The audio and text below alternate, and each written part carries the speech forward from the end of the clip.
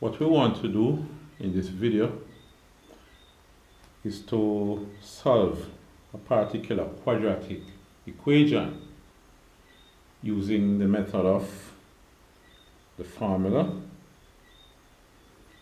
factorization, and completing the square. Now, concerning using the method of factorization, only some quadratic equations can be practically easily factorized. Alright? In order for me to give you a quadratic equation that can be factorized, I have to ensure that I write it in such a way so you can easily factorize it. As for completing the square and using the formula, any quadratic equation that can be solved by those methods. Alright? So, let's look at the example. I specifically made this one up so that it can be factorized. So, here the question is, solve the following quadratic equation using the method of A, factorization, B, the formula, C, completing the square. So let's go about it. Let's see what we can do with it. Now, when it comes to factorization, I'm using what is called the AC method. Alright?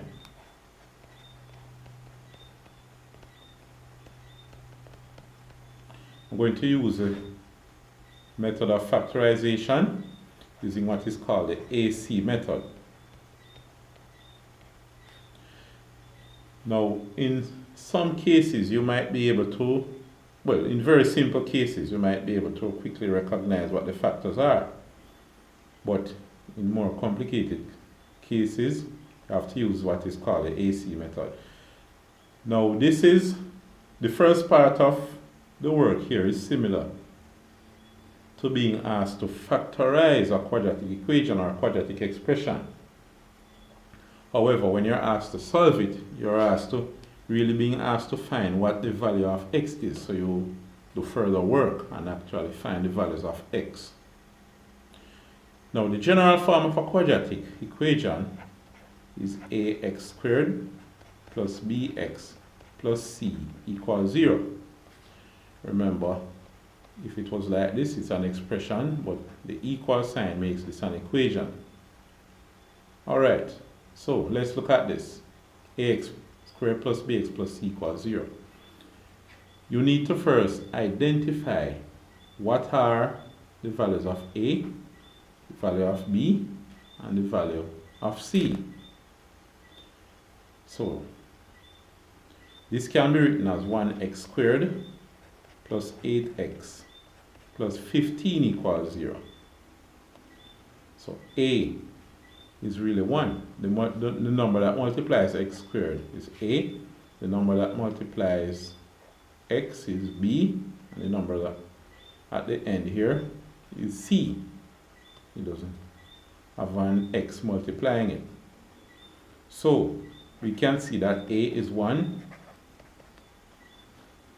b is 8, and c is 15. Now, AC, what you do is multiply a by c to get AC.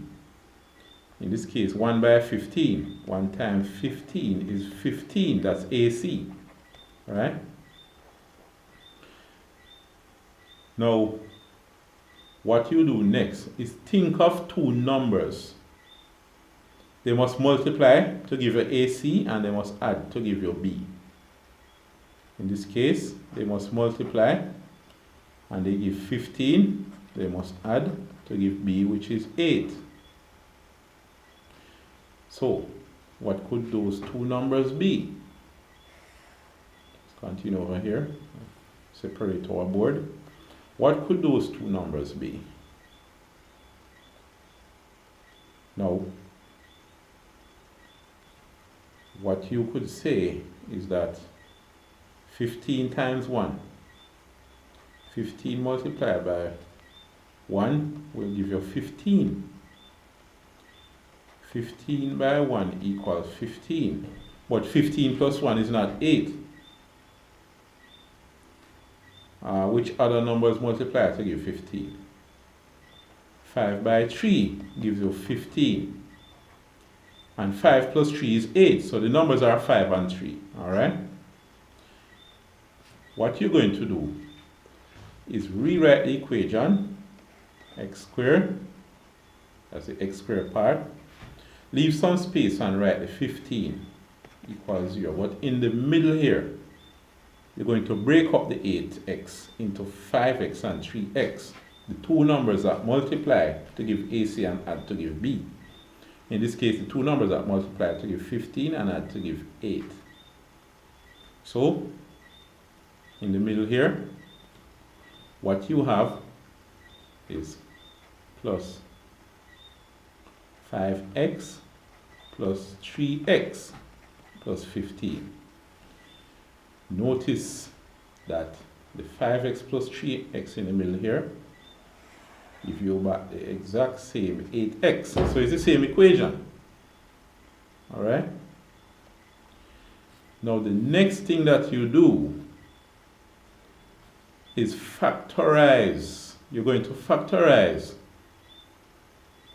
these two, the x squared and the 5x, and the second one, 3x plus 15. You're going to factorize those two parts of the equation. So what you do is say, what is the common factor between x squared and 5x? It is x. So you have x, put a bracket. Now, inside the bracket, you can say x into x squared goes x times, plus x into 5x goes 5 times. Or another way you could think of it is to say, in the middle you're going to have a plus. X times this will give you x squared. What must come here? It would be x, because x times x is x squared. The other thing is x times this will give you 5x. X times what give you 5x? It's x. I mean 5, so x times 5 gives you 5x, so 5 must be here. Alright? Plus now, we're going to factorize the 3x plus 15. What's the common factor? What can go into 3x directly and also can go into 15 directly? What can divide into each of them directly? It's 3. 3 can divide 3x directly without leaving a remainder, and 3 can divide 15 directly without leaving a remainder.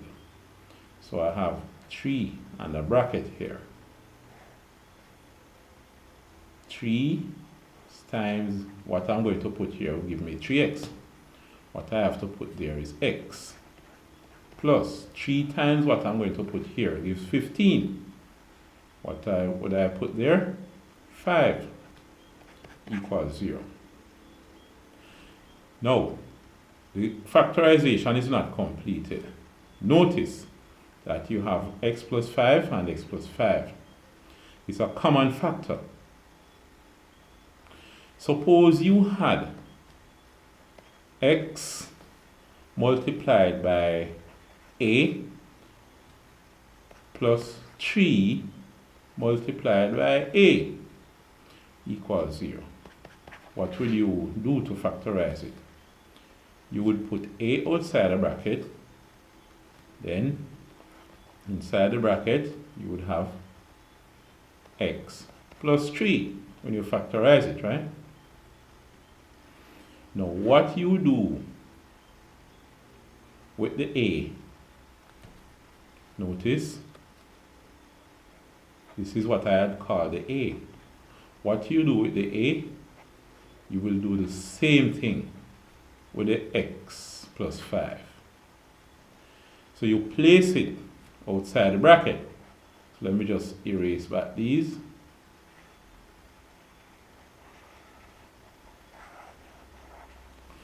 Here, you put x plus 5 in a bracket by itself, and then a new bracket. This is like the a we had earlier. Alright?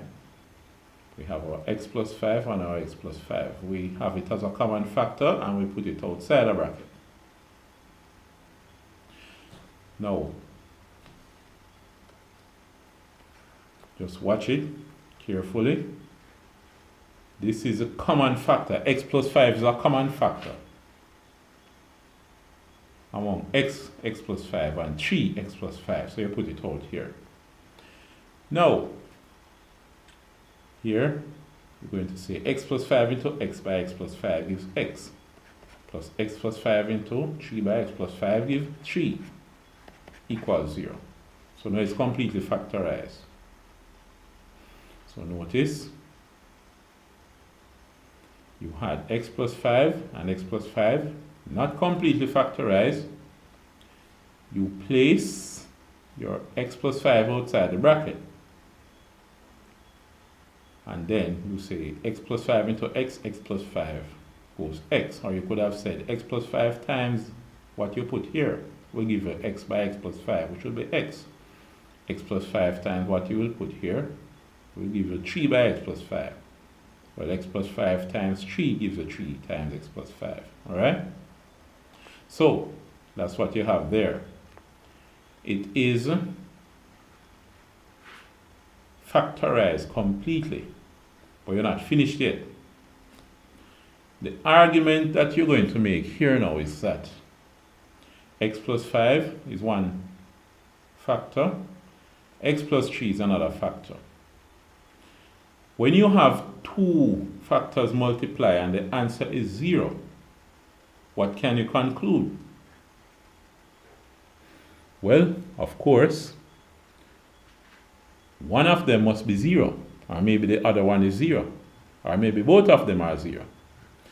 Because remember, 0 times any number will give you 0.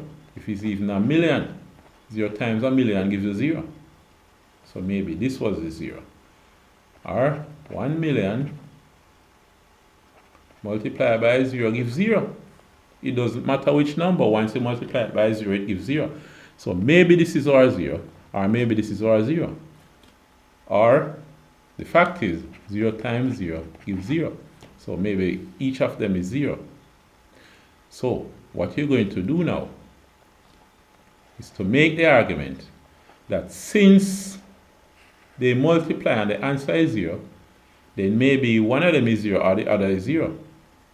Now, if it is the case that x plus 5 is 0, then what happened? Then x must be negative 5, because negative 5 plus 5 is 0, right? In the other case, suppose that it is x plus 3 that is the 0. Then x would be what? Negative 3. So there we have it. The answer for this is x is equal to negative 5 and negative 3. X is equal to negative 5 and x is equal to negative 3. Alright, so that's what we have there. We will use the formula in a separate video, so we look forward to that. I'll see you later.